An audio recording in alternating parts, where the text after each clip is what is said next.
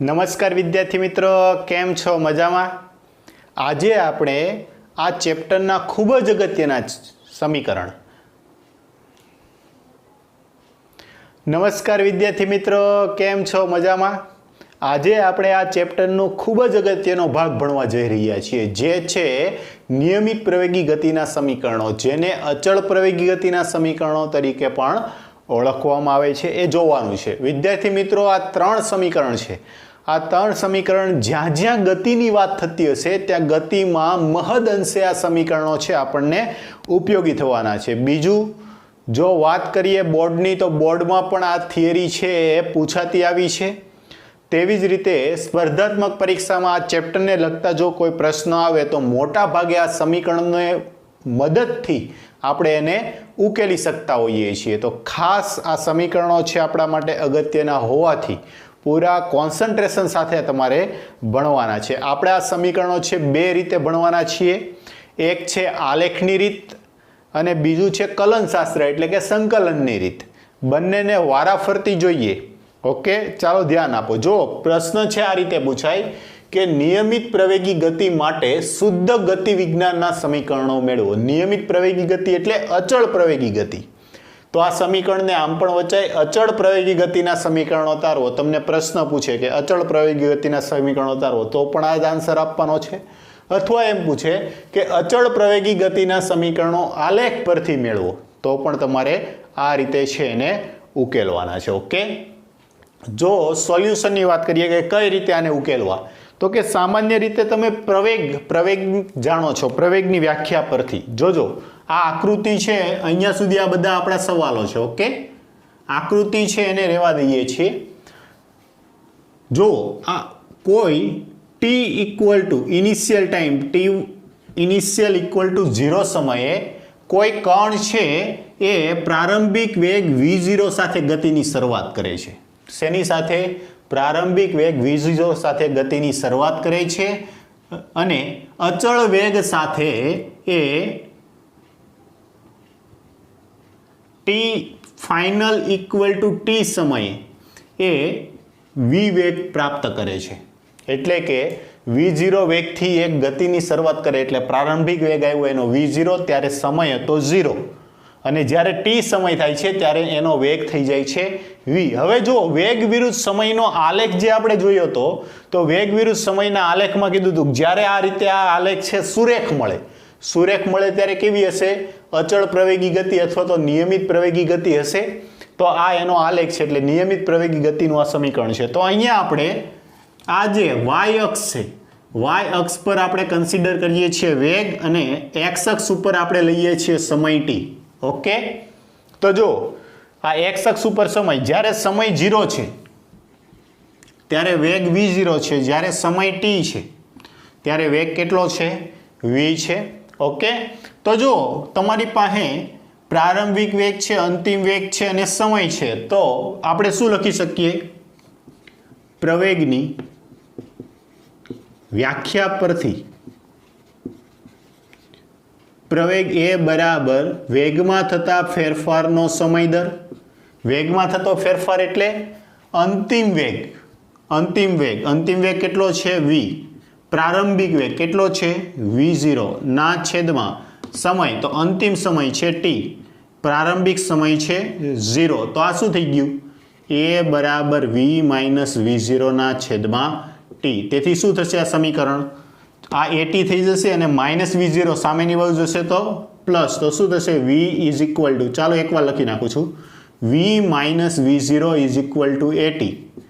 તેથી આમાંથી v ને સૂત્રનો કરતા v is equal to v0 plus at.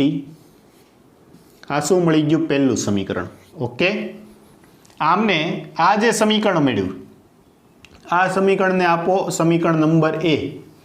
અને જો આ એ સમીકરણમાં તમે t ને સૂત્રનો કરતા બનાવો, એમાંથી t ને સૂત્રનો કરતા બનાવો, તો સમીકરણ છે કંઈક આવું બનશે: t બરાબર v માઇનસ v0 ના છેદમાં a. આને કયો, આ જે છે આને કયો સમીકરણ નંબર b. ઓકે, અને આ શું છે આપણું સમીકરણ નંબર a. આ ત્રણ સમીકરણો છે આપણે બનાવ્યા. શું હતું? પ્રવેગની વ્યાખ્યા પરથી ડેલ્ટા વી બરાબર પ્રવેગની વ્યાખ્યા પરથી વેગમાં થતા ફેરફારનો સમય દર એટલે કે પ્રારંભિક વેગ માઇનસ અંતિમ વેગ માઇનસ પ્રારંભિક વેગ, અંતિમ સમય માઇનસ પ્રારંભિક સમય. સાદુરૂપ આપ્યું તો એ બરાબર વી માઇનસ V0 ના છેદમાં ટી. છેદમાં હતું, સામે ગયું એટલે ગુણાકારમાં. આને કીધું સમીકરણ નંબર એ. આમાંથી ટીને સૂત્રનો કરતા બનાવ્યો તો એ ગુણાકારમાં, સામે જાય તો ભાગાકારમાં. તો ટી બરાબર આવ્યું વી માઇનસ V0 ના છેદમાં એ. આને કીધું સમીકરણ નંબર બી. અને આ ફાઇનલ માઇનસ વાળું પદ હતું એને આ બાજુ લાવો તો plus V equal to V0 plus AT. આ આપણું પહેલું સમીકરણ મળી ગયું. સમીકરણ 1 એટલે આપણે અચળ પ્રવેગી ગતિ એટલે કે નિયમિત પ્રવેગી ગતિના જે સમીકરણો મેળવવાના છે એમાંનું પહેલું સમીકરણ મળી ગયું. બીજા સમીકરણ માટે જોજો, ધ્યાન આપજો. કોના વિરુદ્ધ કોનો આલેખ છે? તો કે વેગ વિરુદ્ધ સમયનો આલેખ. વેગ વિરુદ્ધ સમયના આલેખનું ક્ષેત્રફળ છે કોનું મૂલ્ય આપે યાદ કરો. વેગ વિરુદ્ધ સમયનો આલેખ છે તો આના દ્વારા ઘેરાતો ભાગ. જો આને આ રીતે બે ભાગમાં વેચી દઉં, આને ના નંબર આપું, આ બિંદુ એ, આ બી, આ સી અને આને નામ આપું ડી. ઓકે, તો જો આ વેગ વિરુદ્ધ સમયનો જે આલેખ છે એનાથી એટલો ભાગ ઘેરાણો. એક છે આ નીચેનો ભાગ, ઓકે, અને એક છે આ ત્રિકોણ સ્વરૂપે ઉપરનો ભાગ. આ બે ભાગો છે અહીંયા ઘેરાઈ ગયા. તો આનો જો હું વેગ વિરુદ્ધ સમયના આલેખનું ક્ષેત્રફળ લઉં તો આ ક્ષેત્રફળ છે મને કોનું મૂલ્ય આપશે? ચાલો, કોનું મૂલ્ય આપશે? તો કે સ્થાનાંતર x નું મૂલ્ય આપશે. ઓકે, તો જો હું શું કરું છું તો કે આ વેગ વિરુદ્ધ સમયના આલેખ પરથી ઘેરાતો ભાગ છે એનું ક્ષેત્રફળ લઉં તો એ ક્ષેત્રફળ છે મને કોનું મૂલ્ય આપશે? તો કે સ્થાનાંતર એટલે કે સ્થાન x નું મૂલ્ય આપશે. તો જોજો, ધ્યાન આપજો. લખું છું અહીંયા કે વેગ વિરુદ્ધ સમયના આલેખ દ્વારા ઘેરાતા ભાગનું ક્ષેત્રફળ બરાબર કેટલો ભાગ ઘેરાય છે? તો કે એક છે ત્રિકોણ ABC ઘેરાય છે અને બીજું છે આ લંબચોરસ OACD જોડાય છે. તો આમ લખી શકું લંબચોરસ OACD નું ક્ષેત્રફળ પ્લસ ત્રિકોણ ABC નું ક્ષેત્રફળ. ઓકે, આટલું સમજી શકો. આટલો ભાગ ઘેરાણો જે આ માર્ક કરેલો છે અહીંયા, તો OACD નું ક્ષેત્રફળ પ્લસ ત્રિકોણ ABC નું ક્ષેત્રફળ. ઓકે, હવે જો ધ્યાન આપો, અહીંથી આ 0 છે, અહીંયા V0 છે, તો આટલું જે આ માપ છે આટલું કેટલું હશે? V0 જેટલું હશે. અહીંયા એ કેટલી ઝડપ પ્રાપ્ત કરે છે? v. તો જો આને આવી રીતે y અક્ષ ઉપર લેવો તો આ બિંદુ કેટલું આવશે? v જેટલા મૂલ્યનું. કે જો તમારી પાસે આખું v છે એમાંથી આ V0 બાદ થાય તો આટલો ભાગ મળી જાય. હવે આટલો ભાગ અહીંયા લખવાને બદલે અહીંયા લખું છું તો આ કેટલો થઈ જશે આ ભાગ? તો કે આખું v છે એમાંથી V0 બાદ થશે. કેટલું આવશે? v minus V0. ઓકે, સમજાય છે? અહીંયા આ સમયે t સમયે એનો વેગ કેટલો આવે છે? તો કે v, અને પ્રારંભિક સમય હતો V0. તો એ બેવની બાદબાકી કરો તો આટલા ભાગ દ્વારા જેટલો વેગ આવે છે આવી ગયો v માઇનસ V0. તેવી જ રીતે અહીંયા જો સમય 0 છે, અહીંયા t છે, તો આ સમય કેટલો આવ્યો? t જેટલો. ઓકે, ચાલો હવે શું કરીએ તો કે લંબચોરસ OACD નું ક્ષેત્રફળ. લંબચોરસનું ક્ષેત્રફળ એટલે લંબાઈ ગુણ્યા પહોળાઈ. લંબાઈ છે તમે આ લ્યો, આ પહોળાઈ લ્યો, તો શું થશે? તો કે લંબચોરસનું ક્ષેત્રફળ બરાબર આ જ લઈ લઉં, OA ગુણ્યા OD પ્લસ ત્રિકોણનું ક્ષેત્રફળ. આ કાટકોણ ત્રિકોણ બન્યો, જો અહીંયા ધ્યાન આપો, આ કેવો બન્યો? કાટકોણ ત્રિકોણ. અને કાટકોણ ત્રિકોણનું ક્ષેત્રફળ 1/2 પાયો ગુણ્યા વેધ. પાયો કેટલો થશે? AC. ચાલો, વેધ શું થશે? વેધ એટલે આ ઉપર આવે છે, આ કેટલો આવશે? BC. ઓકે, OA બરાબર, ચાલો OA બરાબર કેટલા છે આપણી પાસે? V0. OD બરાબર, આ OD છે, OD બરાબર કેટલા છે? T. તો આ મળ્યું v0 ઇન્ટુ ટી પ્લસ 1/2 એસી બરાબર કેટલા છે ટી અને બીસી બરાબર છે v માઇનસ v0. ઓકે, તો આ સમીકરણને હું વ્યવસ્થિત લખું તો આવું લખાય v0 T plus 1/2 v minus v0 into T.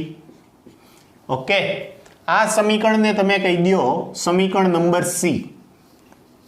આને શું કહી દો સમીકરણ નંબર સી.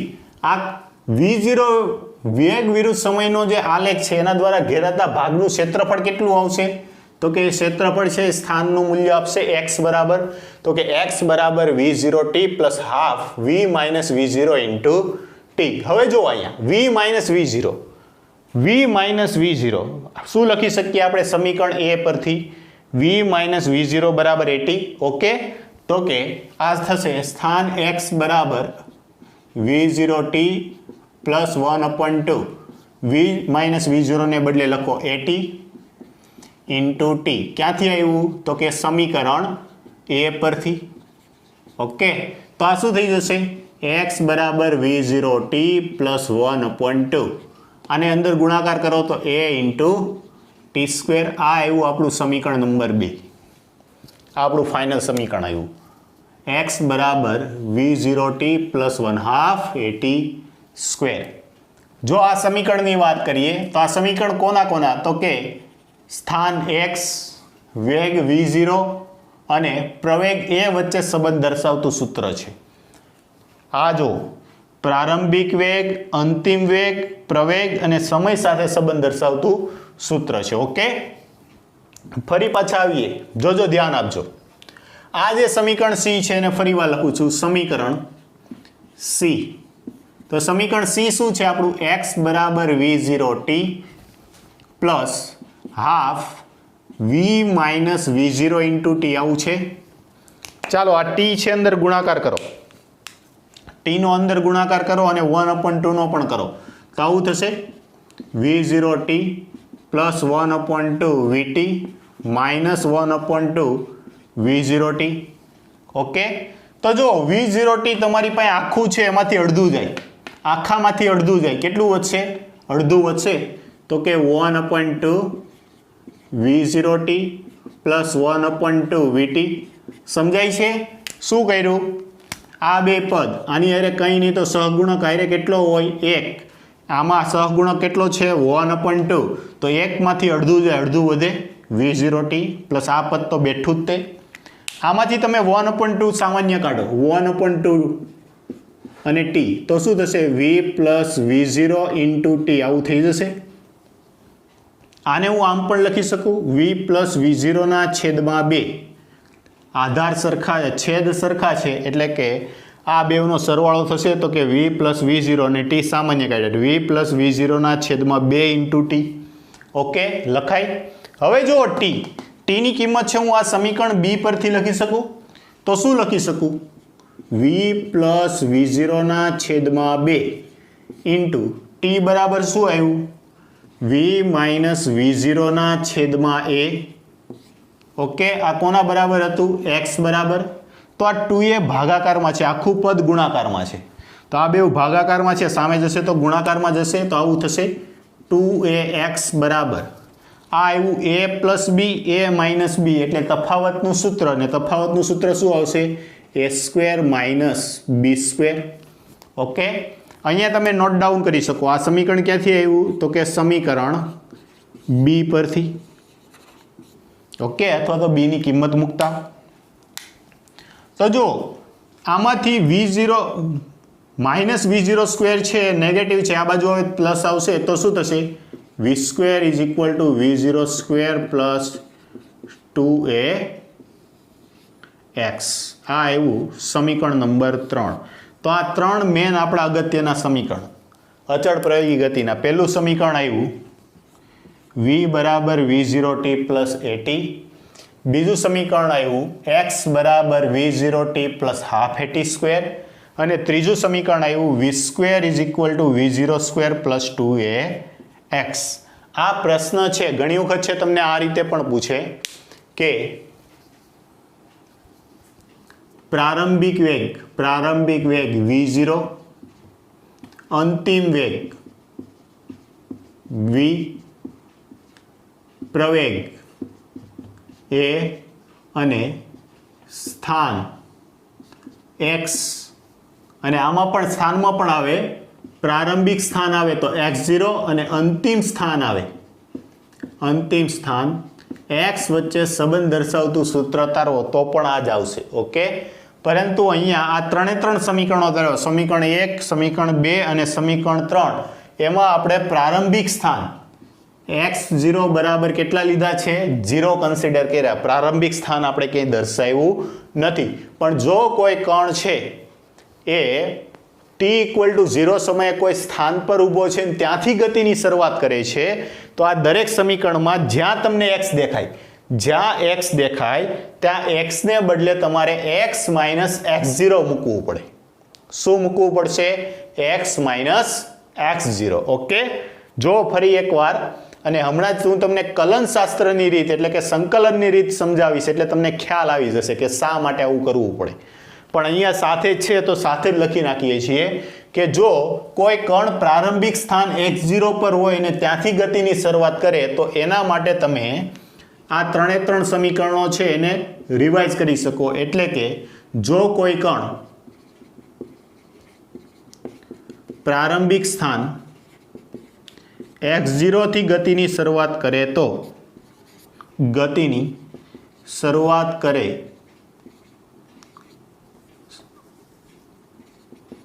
તો ઉપરના સમીકરણમાં x ને બદલે x - x0 મૂકા. ઓકે, તો જો આ સમીકરણ નંબર 2 છે, અહીંયા તો ક્યાંય x નું વિધેય જ નથી, અહીંયા ક્યાંય સ્થાનાંતર છે જ નહીં. તો અહીંયા x ને બદલે x - x0 મૂકો તો શું આ સમીકરણ થઈ જાય? x - x0 is equal to v0t plus half at². આ સમીકરણને આ રીતે લખાય, -x0 છે આ બાજુ આવે તો પ્લસ, તો x બરાબર x0 plus v0t plus half at². આ રીતે પણ આપણે સમીકરણ છે લખી શકીએ. ઓકે, તેવી જ રીતે અહીંયા જો x ને બદલે x - x0 મૂકો તો આ સમીકરણ શું થઈ જાય? v² is equal to v0² plus 2ax - x0. આ થયું આપણું બીજું સમીકરણ. ઓકે, પહેલું સમીકરણ એઝ ઇટ ઇઝ રહેશે કેમ કે x નું વિધેય નથી. તો આ હતા અચળ પ્રવેગી ગતિ માટેના સમીકરણો આલેખની રીતથી. કોના દ્વારા? આલેખની રીતથી. ઓકે, જો ફરી એકવાર જોઈ લઈએ પ્રવેગની વ્યાખ્યા પરથી. a બરાબર ડેલ્ટા વી ના છેદમાં ડેલ્ટા ટી, ડેલ્ટા વી બરાબર મૂકો v - v0 ના છેદમાં t - 0. કેમ? તો કે આલેખ પરથી આપણે જોયું t=0 સમયે એનો પ્રારંભિક વેગ v0 છે અને t=t સમયે એનો વેગ છે v. કિંમત મૂકી આમાંથી 3 સમીકરણો બનાવવાના છે. પહેલું કયું? તો કે આ એઝ ઇટ ઇઝ આપણને મળશે v - v0 = at. આમાંથી તમે t ને સૂત્રનો કરતા બનાવો તો એને સમીકરણ આપો b, અને આમાંથી માઇનસ પદ છે આ બાજુ આવે તો પ્લસ, v = v0 + at. આ આપણું ફાઇનલ સમીકરણ છે. આ બે સમીકરણનો આપણે આગળ ઉપયોગ કરવાના છીએ. ઓકે, બીજું આલેખ પરથી જો વેગ વિરુદ્ધ સમયનો આલેખ હોય તો એના આલેખ દ્વારા ઘેરાતો ભાગ છે આપણને કોનું મૂલ્ય આપશે? તો કે સ્થાનાંતર x નું. તો આ ભાગનું ક્ષેત્રફળ બરાબર લંબચોરસ OECD નું ક્ષેત્રફળ પ્લસ ત્રિકોણ ABC નું ક્ષેત્રફળ. OECD નું ક્ષેત્રફળ લંબાઈ ગુણ્યા પહોળાઈ, ત્રિકોણનું ક્ષેત્રફળ હાફ at². એટલે આ રીતે આપણને એક સમીકરણ મળ્યું. આમને કહી દો સમીકરણ નંબર C. ઓકે, પછી આમાં v - v0 ને બદલે આ કિંમત મૂકો સમીકરણ a ની, તો શું આવશે? at. સમીકરણ a પરથી તો આ સમીકરણ થઈ ગયું x બરાબર v0t પ્લસ હાફ at². તેવી જ રીતે આ સમીકરણને ફરી લખો અને અહીંયા આનો કાઉન્સ છૂટો પાડો એટલે આનો ગુણાકાર છે બંને સાથે થશે. તેવી રીતે આ 1/2 નો ગુણાકાર પણ બંને સાથે થશે. તો આ પદ મળ્યું. આમાંથી આ જે બે પદ છે એની બાદબાકી કરો. બે સરખા છે તો એનો જે સહગુણક છે એની બાદબાકી થાય તો કે 1 માંથી 1/2 જાય 1/2 અને આ હતું તે આમાંથી 1/2 સામાન્ય લીધું તો v plus v0/2 into T. અહીંયા તમે એમ પણ લખી શકો, જોજો આ છે ને v પ્લસ v0/2, તો એને સરેરાશ વેગ પણ કહેવાય. v પ્લસ v0 અપોન આ કોનું સમીકરણ આવ્યું? સરેરાશ વેગનું. સરેરાશ વેગ સમજી દેજો શું છે, લાવો આખું લખી નાખું. સરેરાશ વેગ. પણ આ ક્યારે? તો કે નિયમિત પ્રવેગી ગતિ એટલે કે અચળ પ્રવેગી ગતિ હોય તો સરેરાશ વેગ છે આપણે આ રીતે લખી શકીએ, v પ્લસ v0/2. ઓકે, આમાંથી ટીની કિંમત મૂકો, બી માંથી ગુણાકાર કરો, સાદુરૂપ આપો, અને આ સમીકરણો છે એમાં જો તમે એક્સના બદલે x માઇનસ x0 મૂકી શકો. ક્યારે? તો કે કોઈ t=0 સમયે કણ x0 સ્થાનથી ગતિની શરૂઆત કરતો હોય તો તમને આ બીજા બે સમીકરણો મળશે. ઓકે, ચાલો ફટાફટ છે અમને લખી નાખો, ત્રણેય સમીકરણો છે યાદ રાખજો. ઓકે, ચાલો વિદ્યાર્થી મિત્રો, હવે જોવાનું છે કલનશાસ્ત્રની રીતનો ઉપયોગ કરીને નિયમિત પ્રવેગી ગતિના સમીકરણો છે મેળવવાના છે. કલનશાસ્ત્ર એટલે સંકલન, કલનશાસ્ત્ર એટલે કે સંકલનની રીતનો ઉપયોગ કરીને, કોની? સંકલનનો ઉપયોગ કરીને આપણે નિયમિત પ્રવેગી ગતિના સમીકરણો છે મેળવવાના છે. તો જોજો આમાં એક તો સંકલનના સૂત્રો તમે યાદ રાખેલા હશે. બીજું કે મેં તમને જ્યારે આગળ ભણાવતો હતો ત્યારે એક ઇમ્પોર્ટન્ટ વાત કીધી હતી કે ધારો કે સ્થાનાંતર છે, જો સ્થાનાંતરનું આપણે સમયની સાપેક્ષે વિકલન કરીએ, સ્થાનાંતરનું સમયની સાપેક્ષે વિકલન કરતા શું મળશે આપણને? બોલો ચાલો. સ્થાનાંતરનું સમયની સાપેક્ષે વિકલન કરતા વેગ મળે, અને જો આ વેગનું સમયની સાપેક્ષે વિકલન કરવામાં આવે, વેગનું સમયની સાપેક્ષે વિકલન કરતા આપણને શું મળશે? પ્રવેગ મળશે. ઓકે, આ વાત છે તમે ખૂબ સારી રીતે જાણો છો, બસ આમનો જ ઉપયોગ કરવાનો છે. બીજું કે આના કરતા રિવર્સ આવતા શું થતું હતું કે જો હું પ્રવેગનું સંકલન કરું તો શું મળશે મને? પ્રવેગનું સંકલન કરતા વેગ મળે છે, અને વેગનું સંકલન કરતા આપણને શું મળશે? સ્થાનાંતર. ઓકે, તો આ ત્રણ વસ્તુ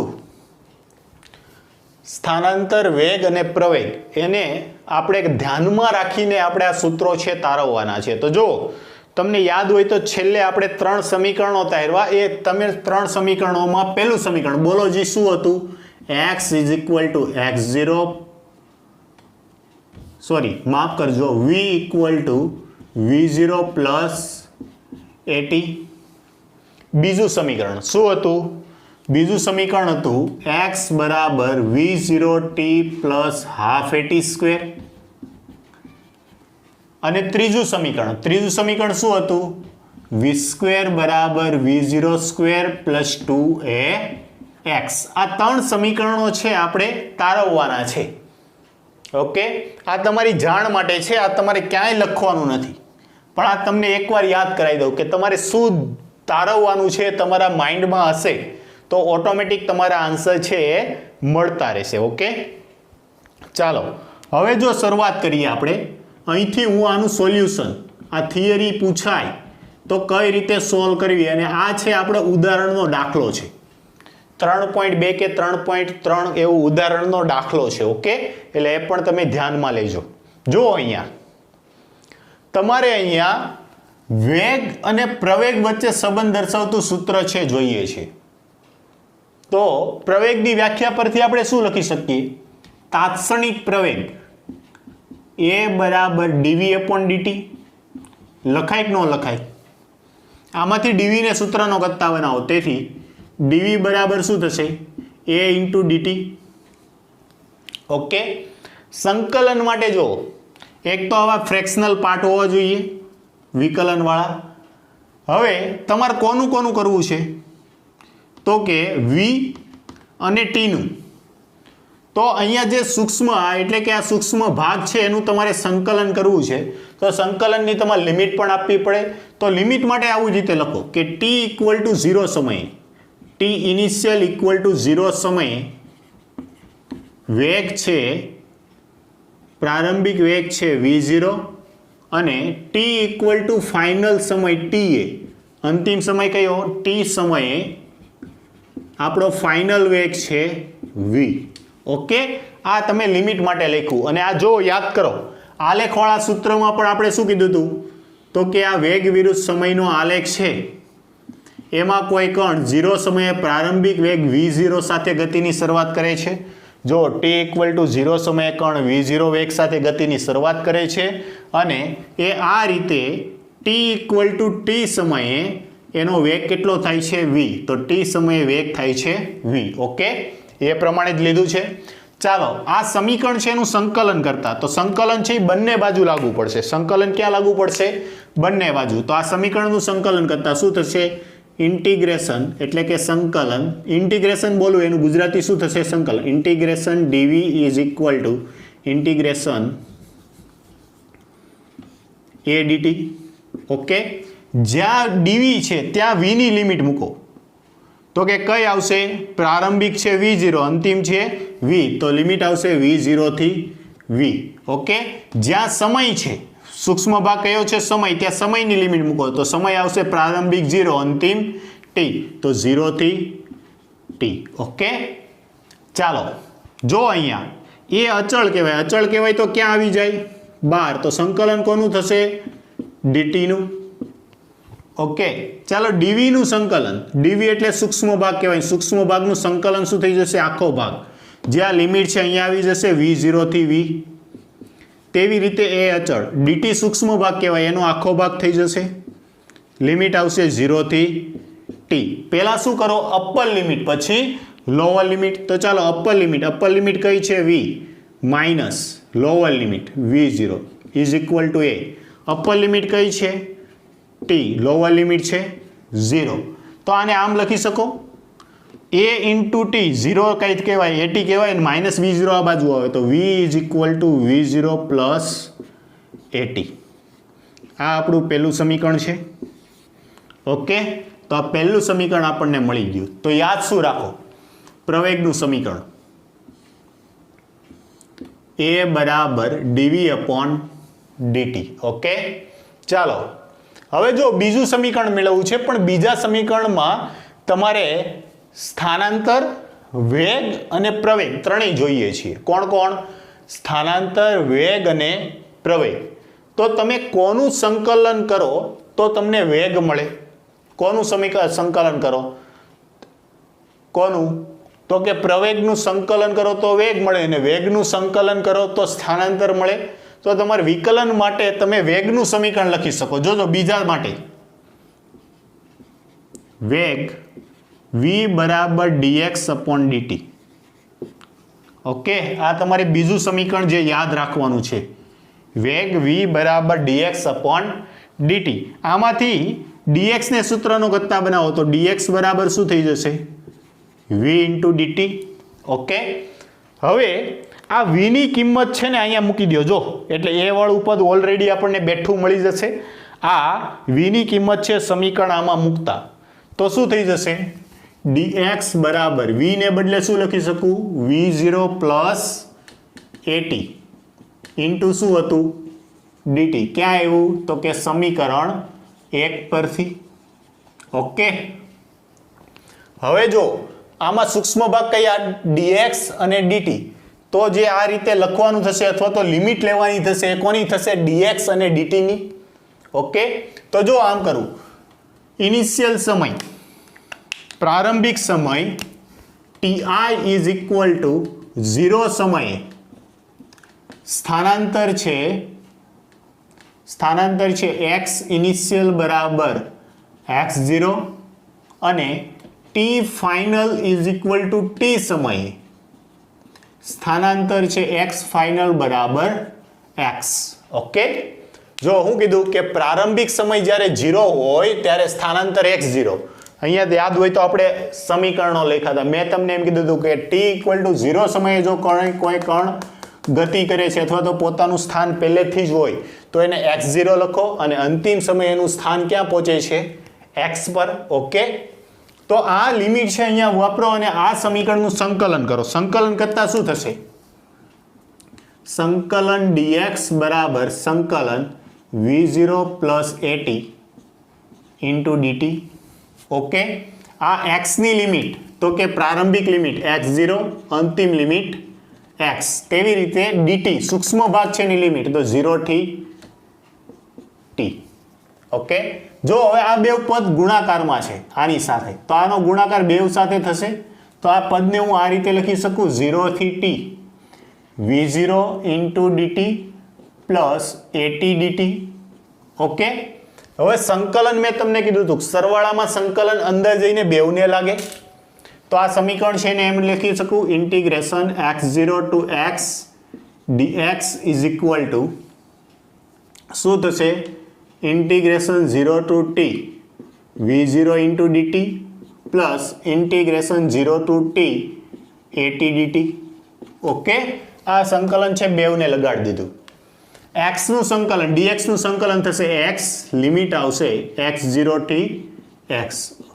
હવે t નું સંકલન કરો છો એમાં v0 કેવો કહેવાય અચળ છે બહાર નીકળી જાય, તો dt શું વધ્યું માત્ર dt નું સંકલન t 0 થી t પ્લસ t માં ફરી પાછું a અચળ કહેવાય, તો શું આવશે a સંકલન t dt એવું થશે. સંકલન t dt વિધેય બાજુમાં વિકલન, વિધેયની એક ઘાત વધે, ઘાત ક્યાં પડે છેદમાં, તો t ની કંઈ નહીં તો કેટલી ઘાત છે 1, 1 નો ઘાત વધે તો કેટલું થઈ જાય t²/2 અને લિમિટ કઈ આવશે 0 થી t. ઓકે, ચાલો આમાં લિમિટ મૂકો, પ્રારંભિક લિમિટ માઇનસ અંતિમ લિમિટ બરાબર v0. જો હવે t અને 0 હોય તો શું કરો, અંતિમ લિમિટ 0 છે તો પ્રારંભિક લિમિટ જ મૂકી દો, કેમ કે આવું થશે t - 0 છેલ્લે કેટલા કહેવાય t જ કહેવાય.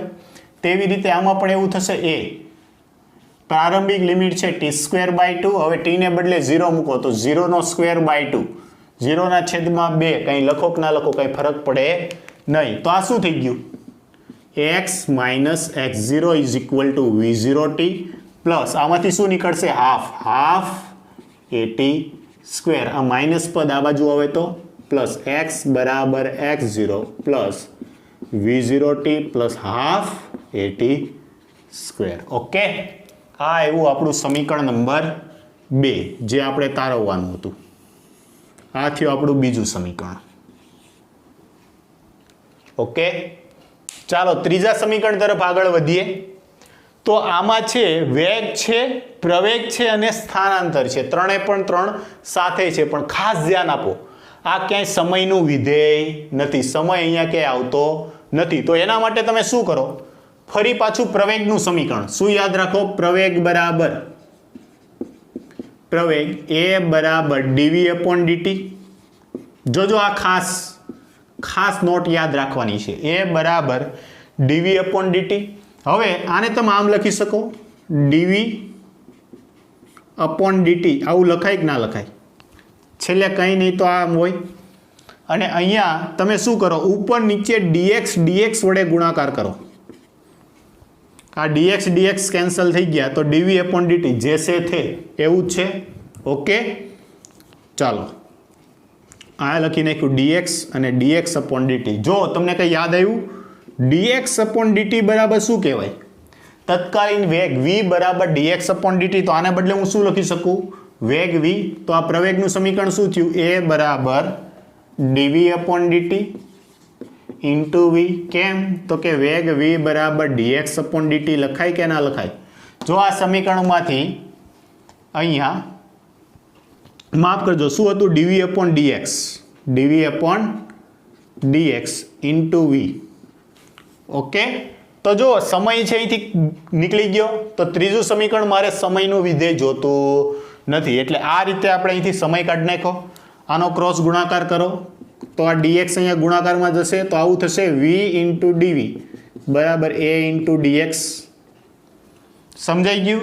આમાં જો સૂક્ષ્મ ભાગ કયા આવ્યા dv ને dx, તો આના માટે તમે લિમિટ શું મૂકો, તો લિમિટ લખવા માટે તમે આમ કરી શકો, ફરીવાર સમયનો જ ઉપયોગ કરો. પ્રારંભિક સમય ti = 0 સમયે કણનું સ્થાન x ઇનિશિયલ બરાબર x0 અને વેગ કયો આવે છે પ્રારંભિક વેગ vi બરાબર v. તેવી જ રીતે t ફાઇનલ = t સમયે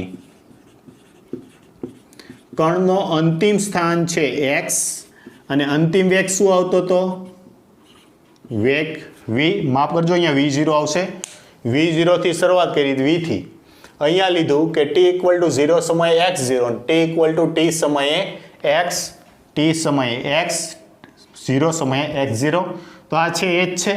ઓકે, તો આનું હવે સંકલન કરવું છે. તો જો વેગ છે ત્યાં વેગની લિમિટ, સ્થાન છે ત્યાં સ્થાનાંતરની લિમિટ. ઓકે, તો જો આને શું લખી શકીએ આપણે, integration v dv is equal two integration a dx. આની લિમિટ શું આવશે v0 થી v. તેવી રીતે dx ની લિમિટ શું આવશે x0 થી x, x0 થી x. ઓકે, ચાલો v અચળ dt નું સંકલન શું થશે, સોરી માફ કરજો